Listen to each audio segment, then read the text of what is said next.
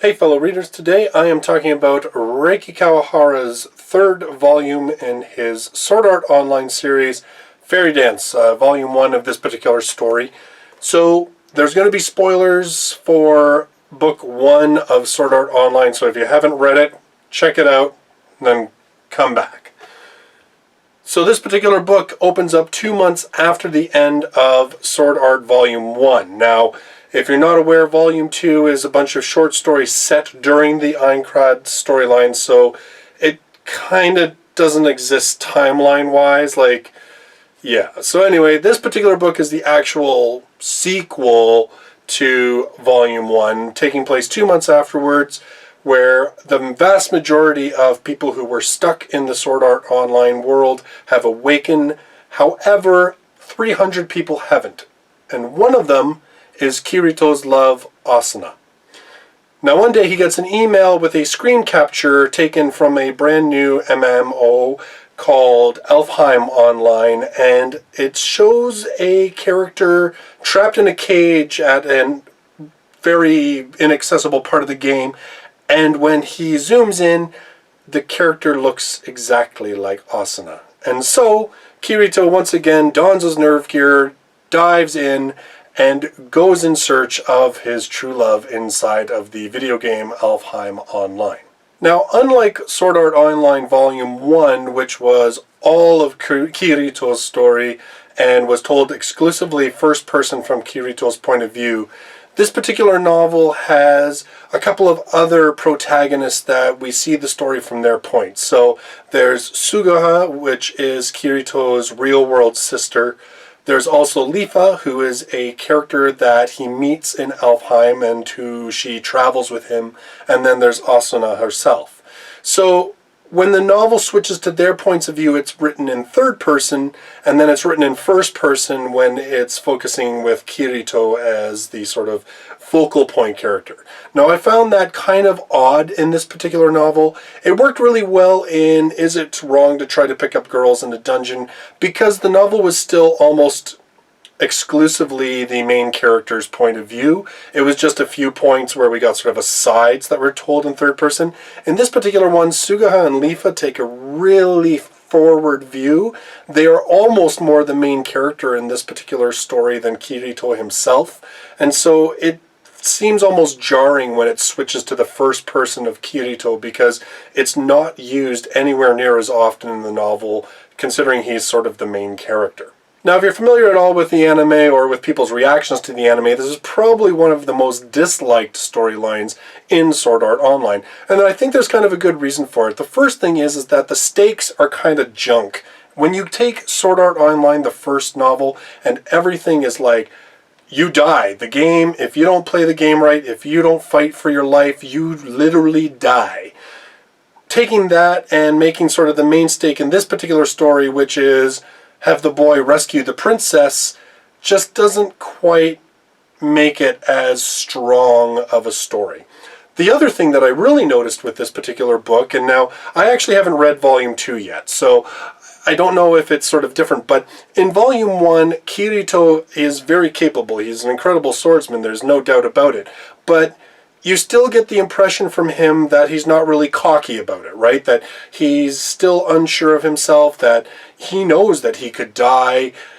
But in this particular one, it's almost like, okay, I'm a god in this game. Like, I can handle anything. And maybe that's sort of like a survivor's thing, I don't know, but it's never really discussed.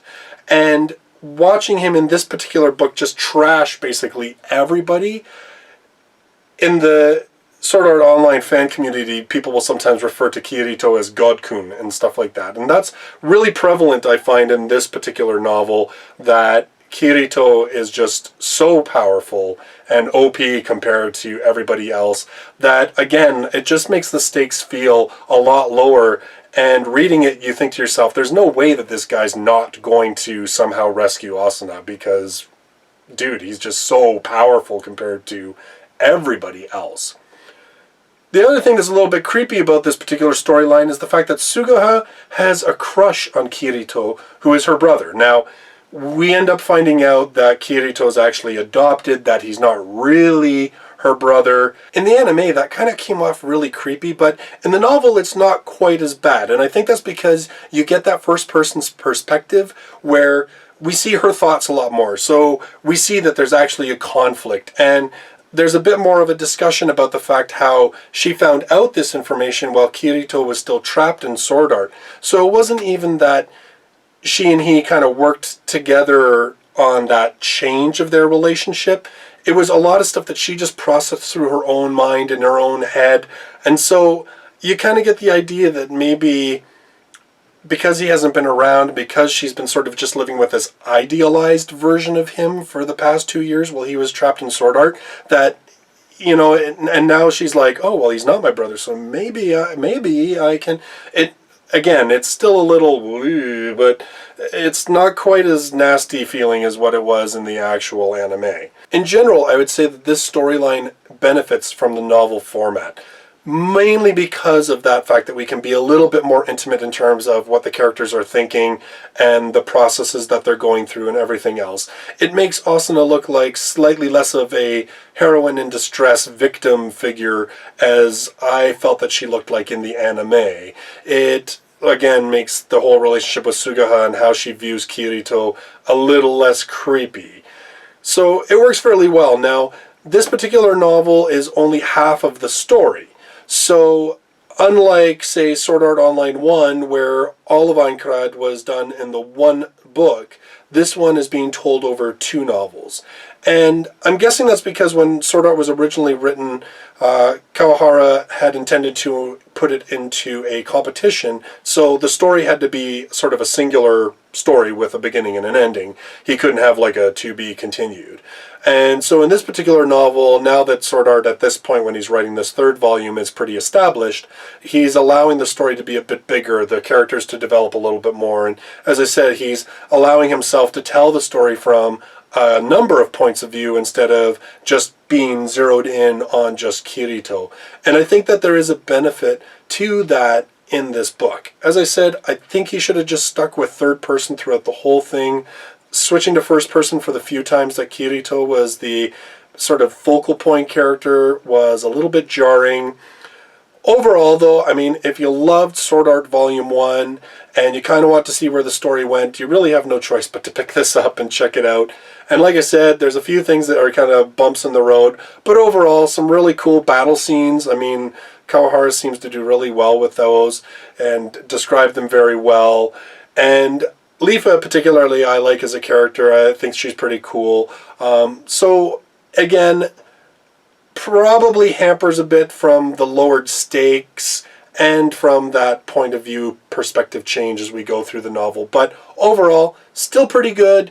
Again, I'm enjoying it a lot more in the novel form than I did in the anime, which is, I guess, kind of strange. But so those are my thoughts on Volume 3 of Sword Art Online. Fairy Dance is what they're calling this particular storyline. Other people will call it AOL or Elfheim Online, whatever. It's all the same stuff. This is part 1 of it. I actually just picked up the 4th volume, which is part 2 today. So again, I hope you liked this video. I hope you found some of my thoughts useful, helpful. Feel free to comment down below if you've got some thoughts about if you've read this light novel or if you've seen this storyline in the anime and you want to discuss it. That'd be awesome. So leave those comments down below. Hit that like button if you enjoy this video and want to see more like them. Thanks very much for watching, and I'll talk to you later. Bye-bye.